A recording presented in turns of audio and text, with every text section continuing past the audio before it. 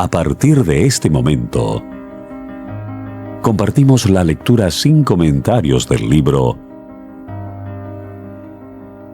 El conflicto de los siglos, escrito por Helena Harmon de White. Capítulo 13. El despertar de España. Los comienzos del siglo XVI coinciden con el periodo heroico de la historia de España, el periodo de la victoria final sobre los moros y de la romántica conquista de un nuevo mundo, periodo en que el entusiasmo religioso y militar elevó el carácter nacional de un modo extraordinario. Tanto en la guerra como en la diplomacia y en el arte de gobernar, se reconocía y temía la preeminencia de los españoles.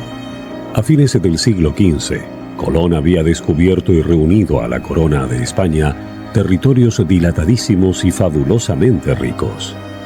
En los primeros años del siglo XVI fue cuando el primer europeo vio el Océano Pacífico, y mientras se colocaba en Aquisgrán la corona de Carlomagno y Barbarroja sobre la cabeza de Carlos V, Magallanes llevaba a cabo el gran viaje que había de tener por resultado la circunnavegación del globo, y Cortés hallábase empeñado en la ardua conquista de México. 20 años después, Pizarro había llevado a feliz término la conquista del Perú. Carlos V ascendió al trono como soberano de España y Nápoles, de los Países Bajos, de Alemania y Austria, en tiempo en que Alemania se encontraba en un estado de agitación sin precedente. Con la intervención de la imprenta, propagóse la Biblia por los hogares del pueblo, y como muchos aprendieran a leer para sí la palabra de Dios, la luz de la verdad disipó las tinieblas de la superstición como por obra de una nueva revelación.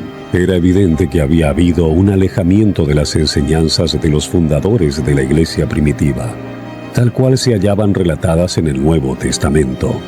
Entre las órdenes monásticas, la vida conventual habíase corrompido al extremo de que los monjes más virtuosos no podían ya soportarla. Otras muchas personas relacionadas con la Iglesia se asemejaban muy poco a Jesús y a sus apóstoles. Los católicos sinceros que amaban y honraban la antigua religión se horrorizaban ante el espectáculo que se les ofrecía por doquiera. Entre todas las clases sociales se notaba una viva percepción de las corrupciones que se habían introducido en la Iglesia y un profundo y general anhelo por la reforma. Deseosos de respirar un ambiente más sano, surgieron por todas partes evangelistas inspirados por una doctrina más pura. Muchos católicos cristianos, nobles y serios, entre los que se contaban no pocos del clero español e italiano, uníronse a dicho movimiento, que rápidamente iba extendiéndose por Alemania y Francia. Como lo declaró el sabio arzobispo de Toledo, Bartolomé de Carranza, en sus comentarios del Catecismo, aquellos piadosos prelados querían ver revivir en su sencillez y pureza el antiguo espíritu de nuestros antepasados y de la Iglesia primitiva. El clero de España era competente para tomar parte directiva en este retorno al cristianismo primitivo. Siempre amante de la libertad, el pueblo español durante los primeros siglos de la era cristiana se había negado resueltamente a reconocer la supremacía de los obispos de Roma, y solo después de transcurridos 8 siglos le reconocieron al fin a Roma el derecho de entremeterse con autoridad en sus asuntos internos.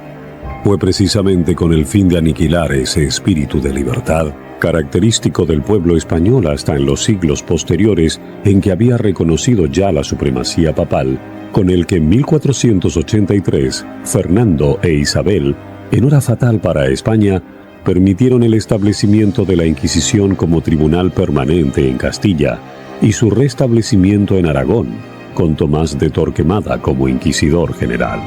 Durante el reinado de Carlos V, la represión de las libertades del pueblo, que ya había ido tan lejos en tiempo de su abuelo y que su hijo iba a reducir a sistema, siguió desenfrenadamente, no obstante las apelaciones de las Cortes. Todas las artes de su famoso ministro, el cardenal Jiménez, fueron requeridas para impedir un rompimiento manifiesto. Al principio del reinado del monarca, las ciudades de Castilla se vieron impulsadas a sublevarse para conservar sus antiguas libertades. Solo a duras penas logró sofocarse la insurrección. La política de este soberano consistía, como había consistido la de su abuelo Fernando, en oponerse al espíritu de toda una época, considerando tanto las almas como los cuerpos de las muchedumbres como propiedad personal de un individuo.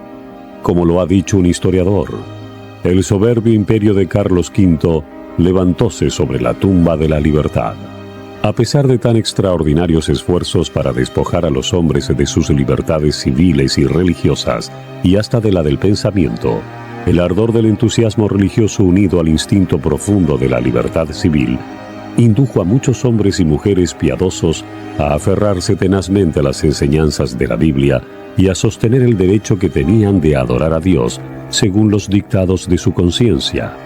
De aquí que por España se propagase un movimiento análogo al de la revolución religiosa que se desarrollaba en otros países.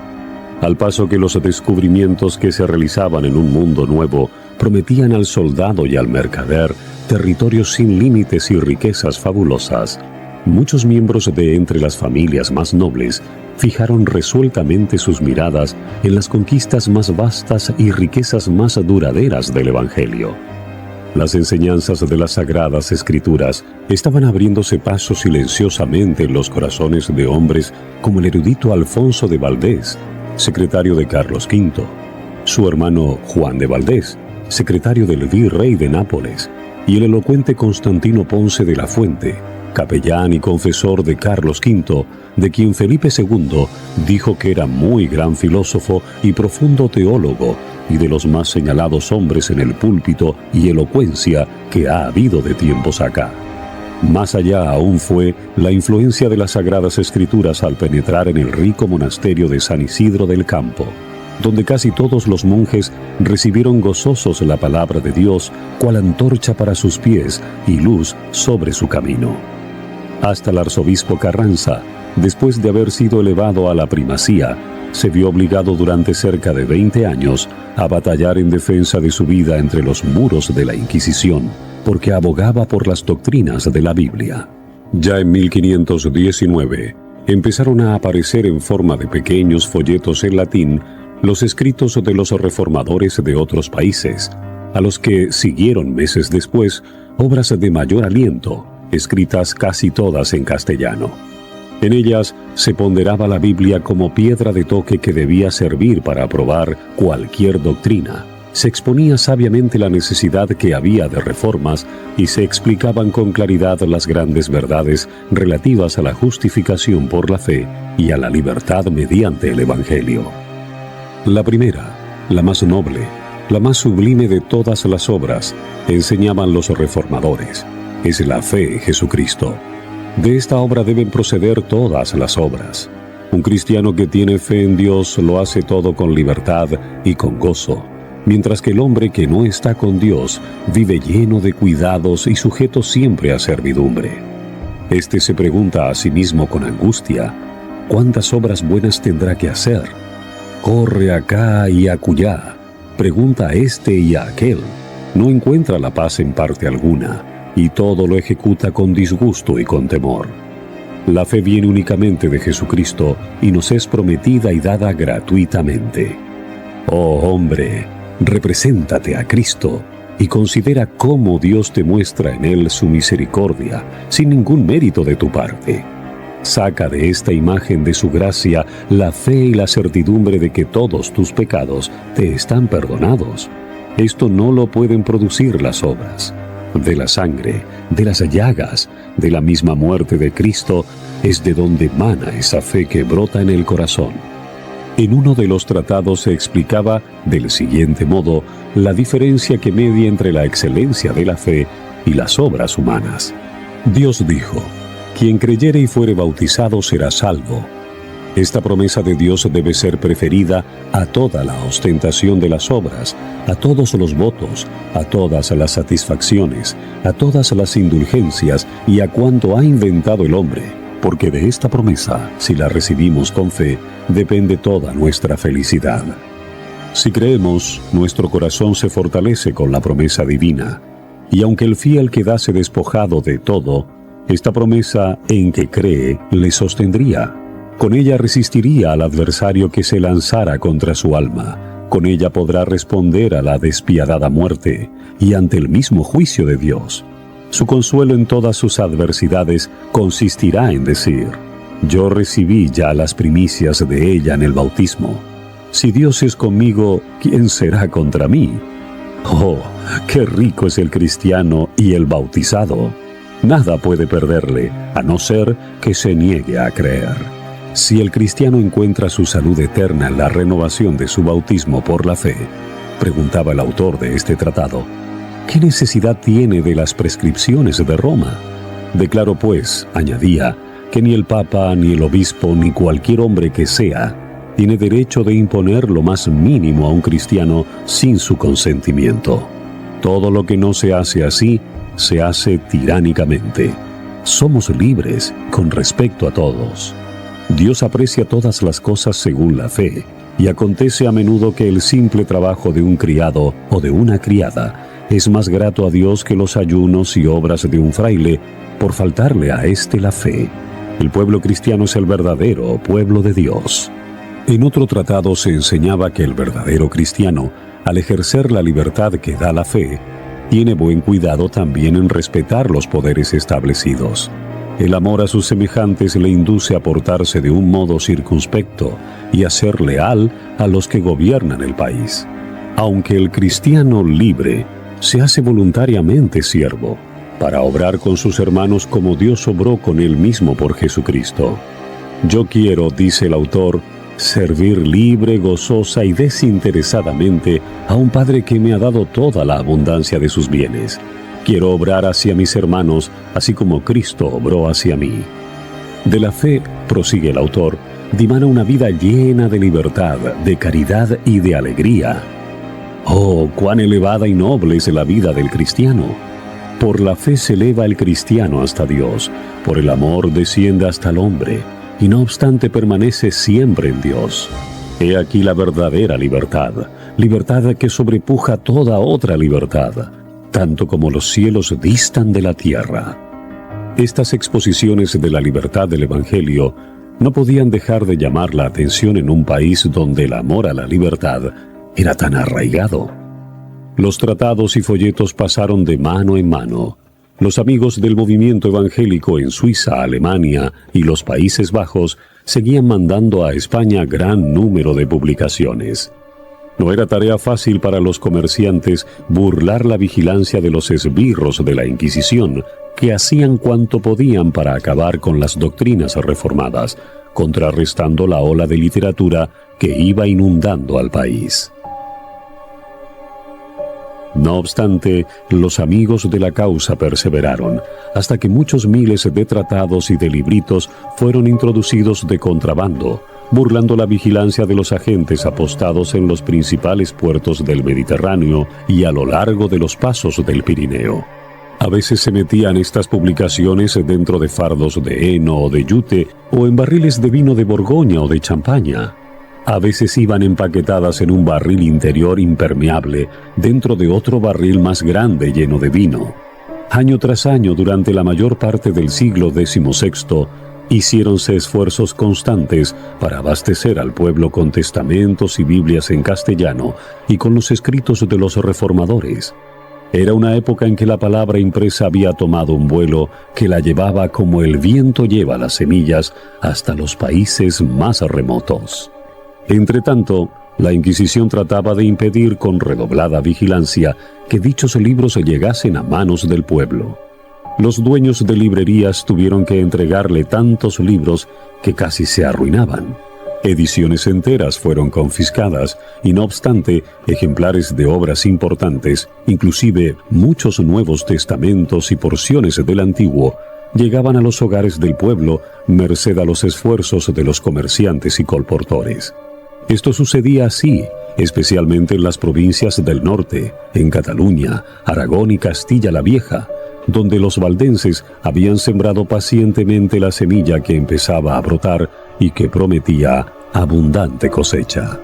Uno de los colportores más tesoneros y afortunados en la empresa fue Julián Hernández, un enano que, disfrazado a menudo de buhonero o de arriero, hizo muchos viajes a España. ya cruzando los Pirineos, ya entrando por alguno de los puertos del sur de España. Según testimonio del escritor jesuita Fray Santiáñez, era Julián un español que salió de Alemania con designio de infernar toda España y corrió gran parte de ella, repartiendo muchos libros de perversa doctrina por varias partes y sembrando las herejías de Lutero en hombres y mujeres, y especialmente en Sevilla. Era sobremanera astuto y mañoso, hizo gran daño en toda Castilla y Andalucía. Entraba y salía por todas partes con mucha seguridad con sus trazas y embustes, pegando fuego en donde ponía los pies. Usted está escuchando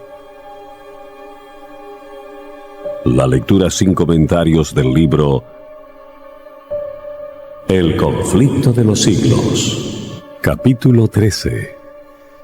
El despertar de España. Mientras la difusión de impresos daba a conocer en España las doctrinas reformadas, debido a la extensión del gobierno de Carlos V sobre Alemania y los Países Bajos, se estrechaban más las relaciones de España con estos países, proporcionando a los españoles, tanto seglares como eclesiásticos, una buena oportunidad para informarse acerca de las doctrinas protestantes, y no pocos les dieron favorable acogida. Entre ellos se encontraban algunos que, como Alfonso y Juan de Valdés, hijos de don Fernando de Valdés, corregidor de la antigua ciudad de Cuenca, desempeñaban altos puestos públicos. Alfonso de Valdés, que como secretario imperial acompañó a Carlos V con motivo de su coronación en 1520 y a la Dieta de Worms en 1521, aprovechó su viaje a Alemania y a los Países Bajos para informarse bien respecto al origen y a la propagación del movimiento evangélico, y escribió 2 cartas a sus amigos de España, haciendo un relato completo de cuanto había oído, incluso un informe detallado de la comparecencia de Lutero ante la Dieta. Unos 10 años después, estuvo con Carlos V en la Dieta de Augsburgo, donde tuvo oportunidad para conversar libremente con Melanchthon, a quien aseguró que su influencia había contribuido a librar el ánimo del emperador de falsas impresiones, y que en una entrevista posterior se le había encargado dijera a Melanchthon que su majestad deseaba que éste escribiera un compendio claro de las opiniones de los luteranos, poniéndolas en oposición, artículo por artículo, con las de sus adversarios. El reformador accedió gustoso al pedido y el resultado de su labor fue comunicado por Valdés a Campegio, legado del Papa. Este acto no se le escapó al ojo vigilante de la Inquisición. Luego que Valdés regresó a su país natal, se le acusó ante el Santo Oficio y fue condenado como sospechoso de luteranismo. El poder del Espíritu Santo que asistió a los reformadores en la tarea de presentar las verdades de la palabra de Dios durante las grandes dietas convocadas de tanto en tanto por Carlos V, hizo gran impresión en el ánimo de los nobles y de los dignatarios de la Iglesia que de España acudieron a aquellas. Por más que a algunos de estos, como el arzobispo Carranza, se les contase durante muchos años entre los más decididos partidarios del catolicismo romano, con todo, no pocos se dieron al fin a la convicción de que era verdaderamente Dios quien dirigía y enseñaba a aquellos intrépidos defensores de la verdad, que, con la Biblia, abogaban por el retorno al cristianismo primitivo y a la libertad del Evangelio. Entre los primeros reformadores españoles que se valieron de la imprenta para esparcir el conocimiento de la verdad bíblica, hay que mencionar a Juan de Valdés, hermano de Alfonso, sabio jurisconsulto y secretario del virrey español de Nápoles. Sus obras se caracterizaban por un amor a la libertad, digno del más alto encarecimiento. Escritas con gran maestría y agudeza, en estilo ameno y con pensamientos muy originales, contribuyeron grandemente a echar los cimientos del protestantismo en España. En Sevilla y Valladolid, los protestantes se llegaron a contar con el mayor número de adeptos, pero como los que adoptaron la interpretación reformada del Evangelio, se contentaron por regla general con su promulgación, sin atacar abiertamente la teología o la Iglesia católica. Solo a duras penas podían los creyentes reconocerse unos a otros, pues temían revelar sus verdaderos sentimientos a los que no les parecían dignos de confianza. En la providencia de Dios fue un golpe dado por la misma Inquisición el que rompió en Valladolid aquella valla de retraimiento y el que les hizo posible a los creyentes reconocerse y hablar unos con otros. Francisco San Román, natural de Burgos e hijo del alcalde mayor de Briviesca, en el curso de sus viajes comerciales tuvo oportunidad de visitar a Bremen, donde oyó predicar las doctrinas evangélicas. De regreso a Amberes fue encarcelado durante 8 meses, pasados los cuales se le permitió proseguir su viaje a España, donde se creía que guardaría silencio. Pero cual aconteciera con los apóstoles de antaño, no pudo dejar de hablar las cosas que había visto y oído, debido a lo cual no tardó en ser entregado a la Inquisición en Valladolid. Corto fue su proceso. Confesó abiertamente su fe en las principales doctrinas de la Reforma, es a saber, que nadie se salva por sus propias obras, méritos o fuerzas, sino únicamente debido a la gracia de Dios, mediante el sacrificio de un solo medianero. Ni con súplicas ni con torturas pudo inducírsele a que se retractara. Se le sentenció pues a la hoguera y sufrió el martirio en un notable auto de fe en 1544. Hacía cerca de un cuarto de siglo que la doctrina reformada había llegado por primera vez a Valladolid. Empero durante dicho periodo, sus discípulos se habían contentado con guardarla en sus corazones o hablar de ella con la mayor cautela a sus amigos de confianza. El estudio y la meditación avivados por el martirio de San Román pusieron fin a tal retraimiento.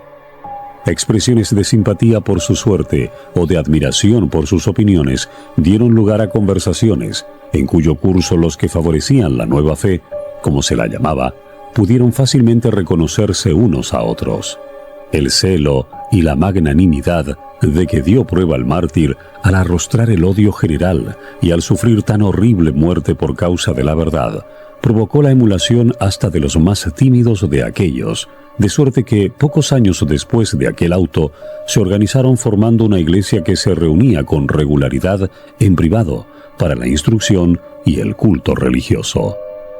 Esta iglesia, cuyo desarrollo fue fomentado por los esfuerzos de la Inquisición, tuvo por primer pastor a Domingo de Rojas.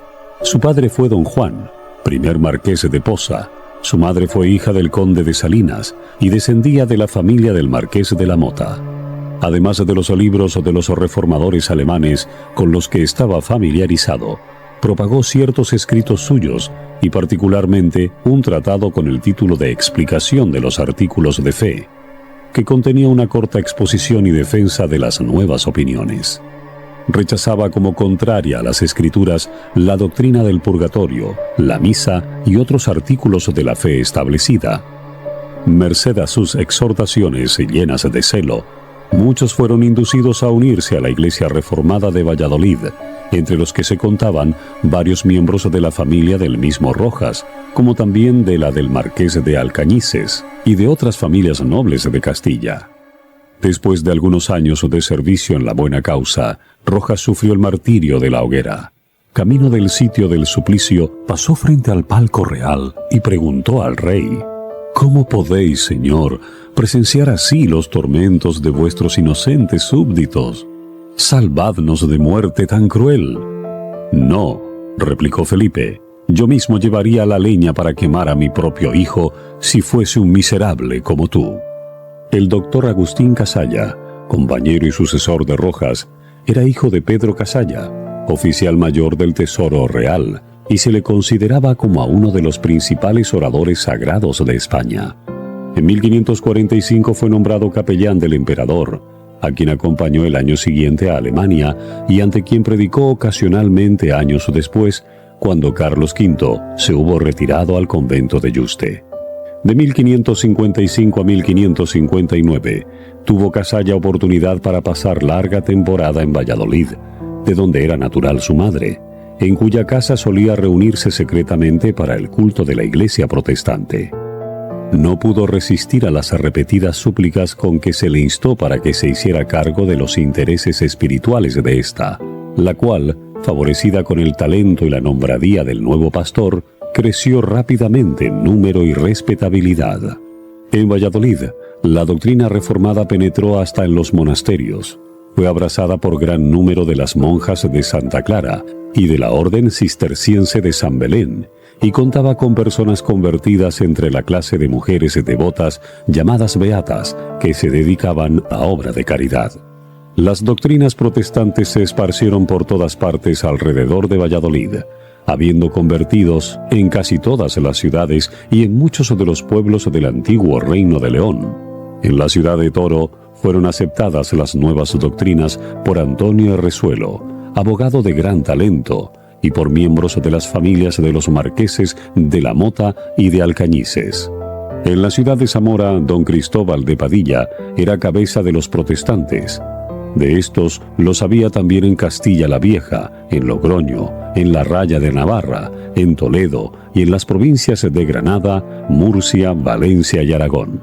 Formaron agrupaciones en Zaragoza, Huesca, Barbastro y en otras muchas ciudades. Respecto al carácter y posición social de los que se unieron al movimiento reformador en España, se expresa así el historiador: tal vez no hubo nunca en país alguno tan gran proporción de personas ilustres, por su cuna o por su saber, entre los convertidos a una religión nueva y proscrita. Esta circunstancia ayuda a explicar el hecho singular de que un grupo de disidentes que no bajaría de 2000 personas, diseminadas en tan vasto país y débilmente relacionadas unas con otras, hubiese logrado comunicar sus ideas y tener sus reuniones privadas durante cierto número de años, sin ser descubierto por un tribunal tan celoso como lo fue el de la Inquisición. Usted está escuchando la lectura sin comentarios del libro El conflicto de los siglos. Capítulo 13. El despertar de España. Al paso que la reforma se propagaba por todo el norte de España, con Valladolid por centro, una obra de igual importancia centralizada en Sevilla llevábase a cabo en el sur. Merced a una serie de circunstancias providenciales, Rodrigo de Valero, joven acaudalado, fue inducido a apartarse de los deleites y pasatiempos de los ricos ociosos y a hacerse heraldo del Evangelio de Cristo. Hízose de un ejemplar de la Vulgata y aprovechaba todas las oportunidades para aprender el latín en que estaba escrita su Biblia. A fuerza de estudiar día y noche, pronto logró familiarizarse con las enseñanzas de las Sagradas Escrituras. El ideal sostenido por ellas era tan patente y diferente del clero que Valero se sintió obligado a hacerle ver a éste cuánto se habían apartado del cristianismo primitivo todas las clases sociales, tanto en cuanto a la fe como en cuanto a las costumbres, la corrupción de su propia orden, que había contribuido a inficionar toda la comunidad cristiana, y el sagrado deber que le incumbía a la orden de aplicar inmediato y radical remedio antes que el mal se volviera del todo incurable. Estas representaciones iban siempre acompañadas de una apelación a las Sagradas Escrituras como autoridad suprema en materia de religión, y de una exposición de las principales doctrinas que aquellas enseñan. Y esto lo decía, escribe Cipriano de Valera, no por rincones, sino en medio de las plazas y calles y en las gradas de Sevilla. El más distinguido entre los conversos de Rodrigo de Valero fue el doctor Egidio, canónigo mayor de la corte eclesiástica de Sevilla, quien no obstante su extraordinario saber, no logró por muchos años alcanzar popularidad como predicador. Valero, reconociendo la causa del fracaso del doctor Egidio, le aconsejó estudiara día y noche los preceptos y doctrinas de la Biblia, y la frialdad impotente con que había solido predicar fue sustituida con poderosos llamamientos a la conciencia y tiernas pláticas dirigidas a los corazones de sus oyentes. Despertóse la atención de estos, que llegaron a la íntima convicción de la necesidad y ventaja de aquella salvación revelada por el Evangelio.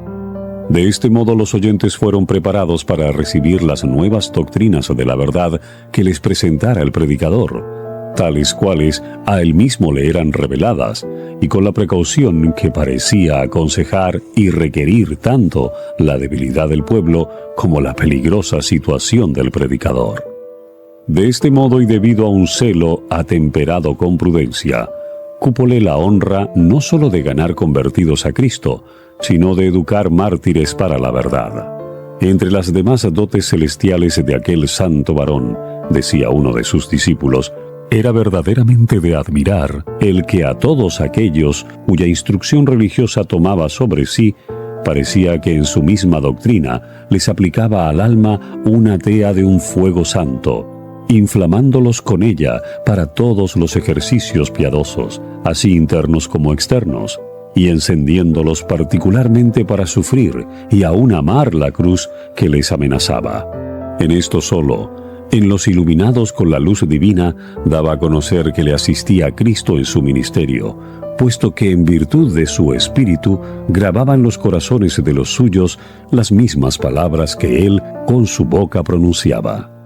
El doctor Egidio contaba entre sus convertidos al doctor Vargas, como también al doctor Constantino Ponce de la Fuente, hombre de talento poco común, que había predicado durante muchos años en la Catedral de Sevilla y a quien en 1539, con motivo de la muerte de la emperatriz, se había elegido para pronunciar la oración fúnebre. En 1548 el doctor Constantino acompañó por mandato real al príncipe Felipe a los Países Bajos, para hacer ver a los flamencos que no le faltaban a España sabios y oradores corteses. Y de regreso a Sevilla, predicaba regularmente en la catedral cada 2 domingos. Cuando él tenía que predicar, era tanta la concurrencia del pueblo que a las 4, muchas veces aún a las 3 de la madrugada, apenas se encontraba en el templo sitio cómodo para oírle. Era, en verdad, una grandísima bendición para los creyentes protestantes de Sevilla tener como guías espirituales a hombres como los doctores Egidio y Vargas y el elocuente Constantino, que cooperó con tanto ánimo y de un modo incansable para el adelanto de la causa que tanto amaban. Asiduamente ocupados en el desempeño de sus deberes profesionales durante el día, se reunían de noche con los amigos de la doctrina reformada, unas veces en una casa particular, otras veces en otra. El pequeño grupo de Sevilla creció insensiblemente y llegó a ser el tronco principal del que se tomaron ramas para plantarlas en la campiña vecina. Durante su ministerio, Constantino, a la par que instruía al pueblo de Sevilla desde el púlpito, se ocupaba en propagar el conocimiento religioso por el país por medio de la prensa. El carácter de sus escritos nos muestra con plena claridad lo excelente de su corazón. Eran aquellos adecuados a las necesidades espirituales de sus paisanos, pero no calculados para lucir sus talentos o para ganar fama entre los sabios. Fueron escritos en su idioma patrio, en estilo al alcance de las inteligencias menos desarrolladas. Las especulaciones abstractas y los adornos retóricos en los que por naturaleza y educación podía sobresalir, sacrificólos sin vacilar, persiguiendo el único fin de que todos lo entendieran y resultara útil a todos. Es un hecho histórico singular y por demás significativo que cuando Carlos V, cansado de la lucha contra la propagación del protestantismo, lucha en que había pasado casi toda su vida, había abdicado el trono y se había retirado a un convento en busca de descanso. Fue uno de los libros del doctor Constantino, su Suma de Doctrina Cristiana, la que el rey escogió como una de las 30 obras favoritas que constituían aproximadamente toda su biblioteca. Si se tienen en cuenta el carácter y la alta categoría de los caudillos del protestantismo en Sevilla, no resulta extraño que la luz del Evangelio brillase allí con claridad bastante para iluminar no solo muchos hogares del bajo pueblo, sino también los palacios de príncipes, nobles y prelados. La luz brilló con tanta claridad que, como sucedió en Valladolid, penetró hasta en algunos de los monasterios y a su vez volviéronse centros de luz y bendición. El capellán del monasterio dominicano de San Pablo propagaba con celo las doctrinas reformadas. Se contaban discípulos en el convento de Santa Isabel y en otras instituciones religiosas de Sevilla y sus alrededores. Empero fue en el convento jeronimiano de San Isidro del Campo, uno de los más célebres monasterios de España, situado a unos 2 kilómetros de Sevilla, donde la luz de la verdad divina brilló con más fulgor. Uno de los monjes, García de Arias, llamado vulgarmente Doctor Blanco, enseñaba precavidamente a sus hermanos que el recitar en los coros de los conventos de día y de noche las sagradas preces, ya rezando, ya cantando, no era rogar a Dios, que los ejercicios de la verdadera religión eran otros que los que pensaba el vulgo religioso, que debían leerse y meditarse con suma atención las Sagradas Escrituras, y que sólo de ellas se podía sacar el verdadero conocimiento de Dios y de su voluntad. Esta enseñanza púsola hábilmente en realce otro monje, Casiodoro de Reina, que se hizo célebre posteriormente traduciendo la Biblia en el idioma de su país. La instrucción dada por tan notables personalidades preparó el camino para el cambio radical, que en 1557 fue introducido en los asuntos internos de aquel monasterio. Habiendo recibido un buen surtido de ejemplares de las Escrituras y de libros protestantes en castellano, los frailes se los leyeron con gran avidez, circunstancia que contribuyó a confirmar desde luego a cuantos habían sido instruidos y a librar a otros de las preocupaciones de que eran esclavos. Debido a esto, el prior y otras personas de carácter oficial, de acuerdo con la cofradía, resolvieron reformar su institución religiosa. Las horas, llamadas de rezo, que habían solido pasar en solemnes momerías, fueron dedicadas a oír conferencias sobre las Escrituras. Los rezos por los difuntos fueron suprimidos o sustituidos con enseñanzas para los vivos. Se suprimieron por completo las indulgencias y las dispensas papales que constituyeran lucrativo monopolio. Se dejaron subsistir las imágenes, pero ya no se las reverenciaba. La temperancia habitual sustituyó a los ayunos supersticiosos, y a los novicios se les instruía en los principios de la verdadera piedad, en lugar de iniciarlos en los hábitos ociosos y degradantes del monaquismo. Del sistema antiguo no quedaba más que el hábito monacal y la ceremonia exterior de la misa, que no podían abandonar sin exponerse a inevitable e inminente peligro. Los buenos efectos de semejante cambio no tardaron en dejarse sentir fuera del monasterio de San Isidro del Campo. Por medio de sus pláticas y de la circulación de libros, aquellos diligentes monjes difundieron el conocimiento de la verdad por las comarcas vecinas y la dieron a conocer a muchos que vivían en ciudades bastante distantes de Sevilla. Por deseable que fuese la reforma introducida por los monjes de San Isidro en su convento, no obstante ella los puso en situación delicada, a la par que dolorosa. No podían deshacerse del todo de las formas monásticas sin exponerse al furor de sus enemigos. No podían tampoco conservarlas sin incurrir en culpable inconsecuencia. Todo bien pensado, resolvieron que no sería acuerdo tratar de fugarse del convento, y que lo único que podían hacer era quedarse donde estaban y encomendarse a lo que dispusiera una providencia omnipotente y bondadosa. Acontecimientos subsiguientes les hicieron reconsiderar el asunto, llegando al acuerdo de dejar a cada cual libre de hacer, según las circunstancias, lo que mejor y más prudente le pareciera. Consecuentemente, 12 de entre ellos abandonaron el monasterio y por diferentes caminos lograron ponerse a salvo fuera de España, y a los 12 meses se reunieron en Ginebra. Hacía unos 40 años que las primeras publicaciones que contenían las doctrinas reformadas habían penetrado en España. Los esfuerzos combinados de la Iglesia Católica Romana no habían logrado contrarrestar el avance secreto del movimiento, y año tras año la causa del protestantismo se había robustecido, hasta contarse por miles los adherentes a la nueva fe. De cuando en cuando se iban algunos a otros países para gozar de la libertad religiosa. Otros salían de su tierra para colaborar en la obra de crear toda una literatura especialmente adecuada para fomentar la causa que amaban más que la misma vida. Otros aún, cual los monjes que abandonaron el monasterio de San Isidro, se sentían impelidos a salir debido a las circunstancias peculiares en que se hallaban. La desaparición de estos creyentes, muchos de los cuales se habían destacado en la vida política y religiosa, había despertado desde hacía mucho tiempo las sospechas de la Inquisición. Y andando el tiempo, algunos de los ausentes fueron descubiertos en el extranjero, desde donde se afanaban por fomentar la causa protestante en España. Esto indujo a creer que había muchos protestantes en España. Empero los creyentes habían sido tan discretos que ninguno de los familiares de la Inquisición podía ni siquiera fijar el paradero de ellos. Usted está escuchando la lectura sin comentarios del libro El conflicto de los siglos. Capítulo 13. El despertar de España.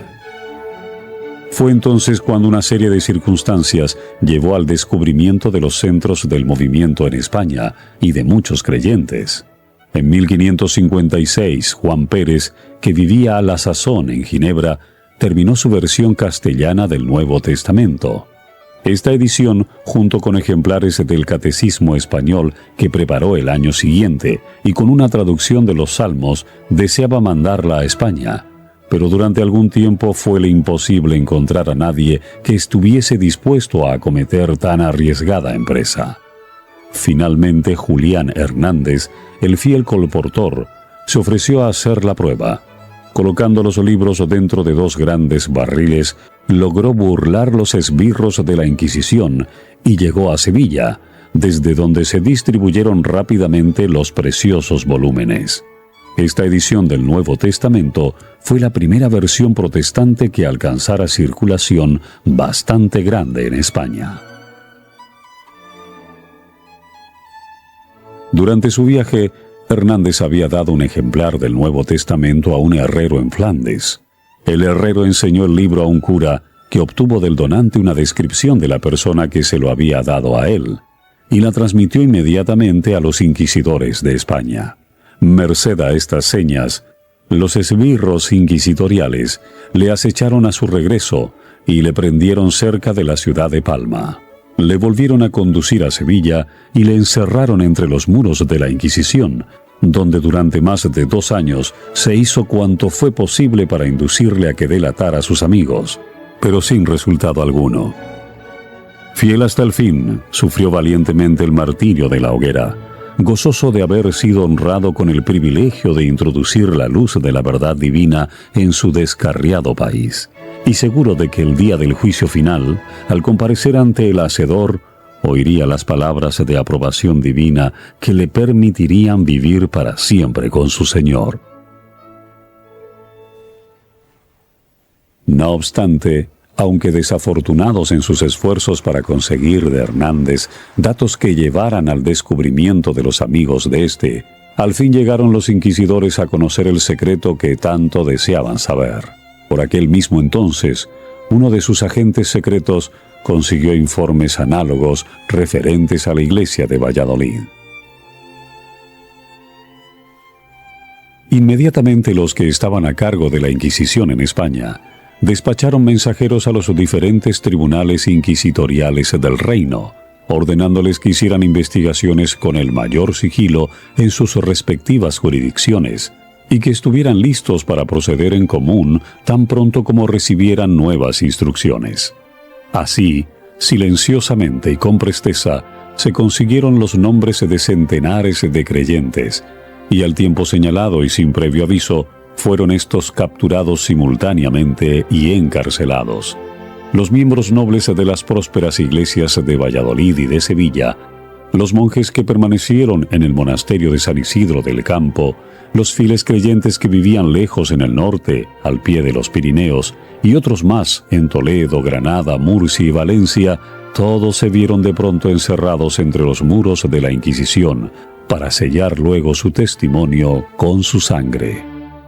Las personas convictas del luteranismo eran tan numerosas que alcanzaron a abastecer con víctimas 4 grandes y tétricos autos de fe en el curso de los 2 años subsiguientes. 2 se celebraron en Valladolid en 1559, uno en Sevilla el mismo año y otro el 22 de diciembre de 1560. Entre los primeros que fueron apresados en Sevilla figuraba el doctor Constantino Ponce de la Fuente, que había trabajado tanto tiempo sin despertar sospechas. Cuando se le dio la noticia a Carlos V, el cual se encontraba entonces en el monasterio de Yuste, de que se había encarcelado a su capellán favorito, exclamó: «Si Constantino es hereje, gran hereje es». Y cuando más tarde un inquisidor le aseguró que había sido declarado reo, replicó suspirando: «No podéis condenar a otro mayor». No obstante, no fue fácil probar la culpabilidad de Constantino. En efecto, parecían ser incapaces los inquisidores de probar los cargos levantados contra él, cuando por casualidad encontraron, entre otros muchos, un gran libro escrito todo de puño y letra del mismo Constantino, en el cual, abiertamente y como si escribiese para sí mismo, trataba en particular de estos capítulos, a saber, del estado de la Iglesia, de la verdadera Iglesia y de la Iglesia del Papa, a quien llamaba Anticristo, del sacramento de la Eucaristía y del invento de la misa, acerca de todo lo cual, afirmaba él, estaba el mundo fascinado a causa de la ignorancia de las Sagradas Escrituras, de la justificación del hombre, del purgatorio, al que llamaba cabeza de lobo e invento de los frailes en pro de su gula, de las bulas e indulgencias papales, de los méritos de los hombres, de la confesión. Al enseñársele el volumen a Constantino, éste dijo: «Reconozco mi letra y así confieso haber escrito todo esto, y declaro ingenuamente ser todo verdad. Ni tenéis ya que cansaros en buscar contra mí otros testimonios. Tenéis aquí ya una confesión clara y explícita de mi creencia. Obrad pues, y haced de mí lo que queráis». Debido a los rigores de su encierro, Constantino no llegó a vivir 2 años desde que entró en la cárcel. Hasta sus últimos momentos se mantuvo fiel a la fe protestante y conservó su serena confianza en Dios. Providencialmente fue encerrado en el mismo calabozo de Constantino, uno de los jóvenes monjes del monasterio de San Isidro del Campo, al cual le cupo el privilegio de atenderle durante su última enfermedad y de cerrarle los ojos en paz. El doctor Constantino no fue el único amigo y capellán del emperador que sufriera a causa de sus relaciones con la causa protestante. El doctor Agustín Casalla, tenido durante muchos años por uno de los mejores oradores sagrados de España y que había oficiado a menudo ante la familia real, se encontraba entre los que habían sido apresados y encarcelados en Valladolid. En el momento de su ejecución pública, volvióse hacia la princesa Juana, ante quien había predicado muchas veces, y señalando a su hermana, que había sido también condenada, dijo: «Os suplico, Alteza, tengáis compasión de esa mujer inocente que tiene 13 hijos huérfanos». No obstante, no se la absolvió, si bien su suerte es desconocida. Pero se sabe que los esbirros de la Inquisición, en su insensata ferocidad, no estando contentos aún con haber condenado a los vivos, entablaron juicio contra la madre de aquella, doña Leonor de Vivero, que había muerto años antes, acusándola de que su casa había servido de templo a los luteranos. Se falló que había muerto en estado de herejía, que su memoria era digna de difamación y que se confiscaba su hacienda, y se mandaron exhumar sus huesos y quemarlos públicamente junto con su efigie. Ítem más que se arrasara su casa, que se esparramara sal sobre el solar y que se erigiera allí mismo una columna con una inscripción que explicara el motivo de la demolición. Todo lo cual fue hecho, y el monumento ha permanecido en pie durante cerca de 3 siglos. Fue durante ese auto cuando la fe sublime y la constancia inquebrantable de los protestantes quedaron realzadas en el comportamiento de Antonio Errezuelo, jurisconsulto sapientísimo, y de doña Leonor de Cisneros, su mujer, dama de 24 años, discreta y virtuosa a maravilla, y de una hermosura tal que parecía fingida por el deseo. Errezuelo era hombre de una condición altiva y de una firmeza en sus pareceres superior a los tormentos del Santo Oficio.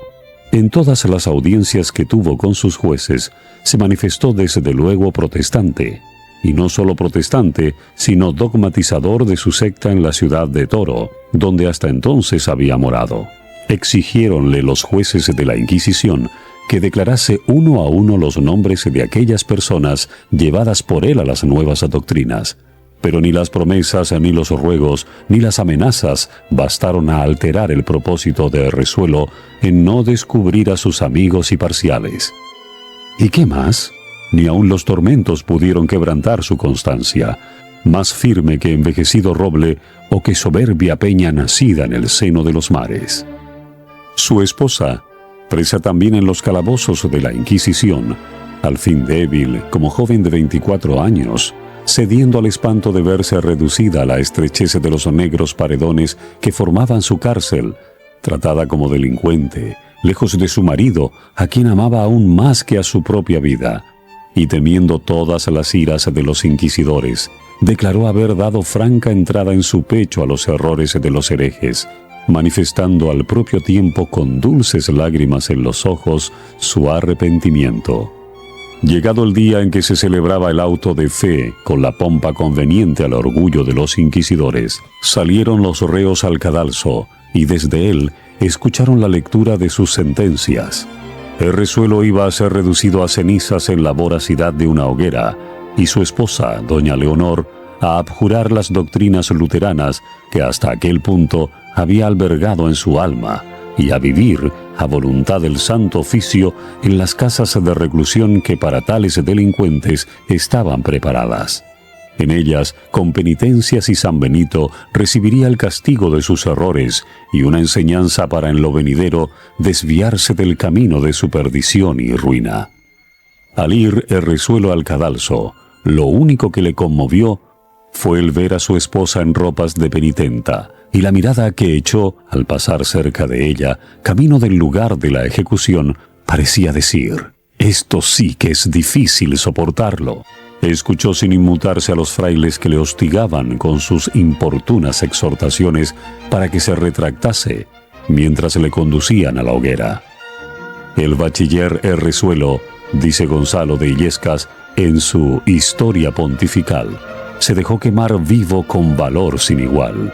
Estaba yo tan cerca de él que podía verlo por completo y observar todos sus movimientos y expresiones.